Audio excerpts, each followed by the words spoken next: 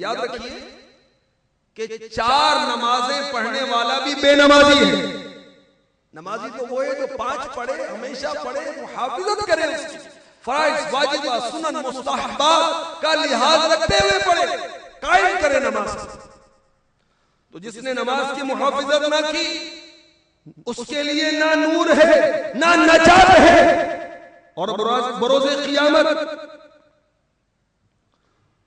وہ نادان و بدنصیب قارون و فرعون، حامان اور ابی بن خلف کے ساتھ ہوگا. حجت الاسلام سیدنا امام محمد غزالی علیہ رحمۃ اللہ الوالی مکاشفۃ القلوب میں اس حدیث کے تحت فرماتے ہیں، بعض علماء فرماتے ہیں جو مال و دولت کی مشغولیت کی وجہ سے نماز ترک کرے گا وہ بروز قیامت قارون کے ساتھ اٹھایا جائے گا. جو حکومت کی مصروفیت کی بنا پر نماز میں غفلت کرے گا وہ قیامت کے روز فرعون کے ساتھ اٹھے گا. جو وزارت، ملازمت وغیرہ کی مصروفیت کے سبب نماز سے محروم ہوگا اسے فرعون کے وزیر حامان کے ساتھ بروز قیامت اٹھایا جائے گا. جو تجارت یعنی بزنس کی مصروفیت کی بنا پر نماز ترک کرے گا وہ مکہ مکرمہ کے بدنام کافر تاجر ابی بن خلف کے ساتھ بروز محشر اٹھایا جائے گا.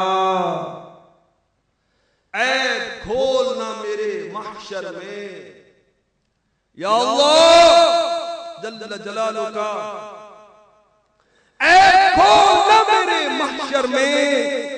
نام ستار ہے تیرا یا رب، بے سبب بخش دے نہ پوچھ عمل.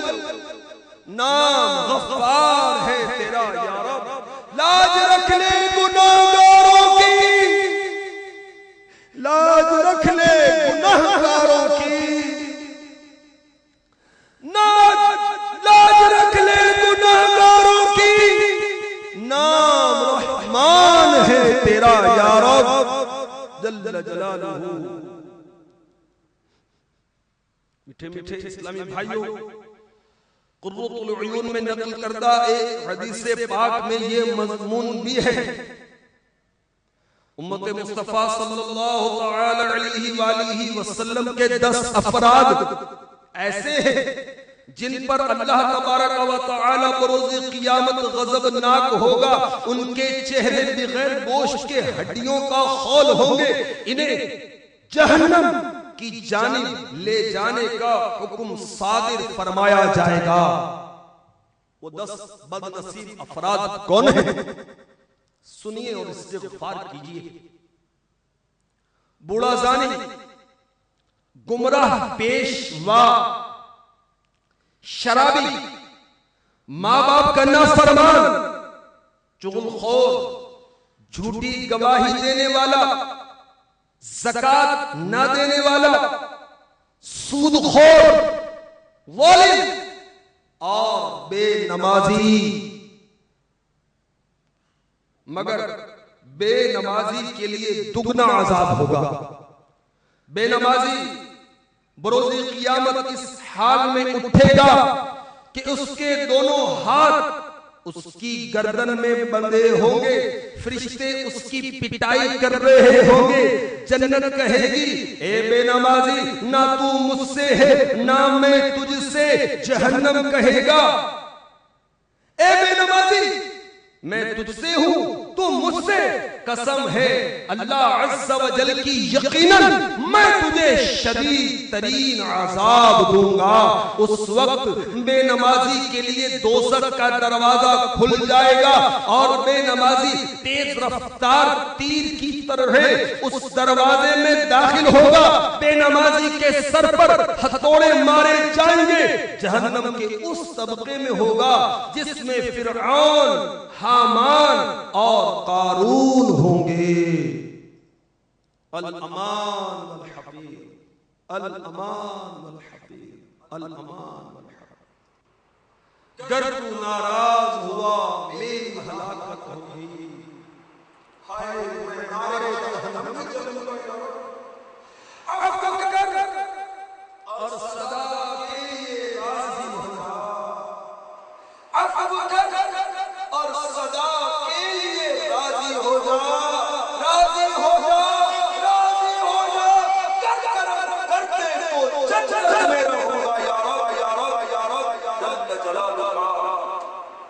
میٹھے میٹھے اسلامی بھائیوں، فرعون، حامان، قارون کفار تھے، لہذا یہ بدبخت ہمیشہ ہمیشہ جہنم میں جلتے رہیں گے۔ مگر مسلمان بے نمازی بالآخر، یعنی آخر کار جہنم سے نکال کر جنت میں داخل کیا جائے گا، مگر جہنم کا عذاب ایک لمحے کے لیے بھی برداشت نہیں ہو سکتا۔ جہنم کا احوال اگر آپ کو پڑھنا ہو تو میرے شیخ طریقت امیر اہل سنت حضرت علامہ مولانا محمد الیاس عطار قادری رضوی سیائی دامت برکاتہم العالیہ کا رسالہ ہے الاسرار خزانہ، اس میں جہنم کا تذکرہ ہے، وہ پڑھیے، 2-3 روپے میں آپ کو یہ مکتبۃ المدینہ سے ہدیۃ مل جائے گا۔ تو جہنم اللہ تعالیٰ کے قہر و غضب کا منظر ہے، اللہ تعالیٰ کی رحمت اور نعمت کی انتہا نہیں، انسانی عقل اندازہ نہیں لگا سکتی۔ تو اسی طرح اللہ تبارک و تعالیٰ کے قہر و غضب کی بھی حد نہیں، وہ تکلیف، ہر وہ تکلیف جس کا تصور کیا جا سکتا ہے، مثلاً بگوش خود سنیے، کسی آلے سے اگر زندہ انسان کے ناخن کھینچے جائے کیسی تکلیف ہو، کسی پر چھریوں سے حملہ کر دیا جائے، اس پر لاٹھی برسائی جائے، ڈنڈے برسائے جائے، اس کو تکلیف کتنی ہوگی؟ کسی کے اوپر وزندار گاڑی چڑھا دی جائے جس سے اس کی ہڈیاں چکنا چور ہو جائیں، اس کا حال کیا ہوگا؟ کسی کے سر کے بال پکڑ کر اس کے کھلے منہ میں گولی چلا دی جائے، اس کی تکلیف کا اندازہ کون لگا سکتا ہے؟ کسی زندہ شخص کے ہاتھ پاؤں اور دیگر اعضاء کاٹ کر اگر اس پر نمک مرچ چھڑک دی جائے تو اس کو کیسی تکلیف ہوگی؟ کسی زندہ شخص کی کھال اتاری جائے اس کا حال کیا ہوگا؟ بے ہوش کیے بغیر کسی کا آپریشن کر دیا جائے، اسی طرح اور تکلیفیں، مثلاً درد سر ہے، بخار ہے، پیٹ کا درد ہے، ہارٹ اٹیک، کینسر، گردے کی پتھری کا درد، خارش، گھبراہٹ،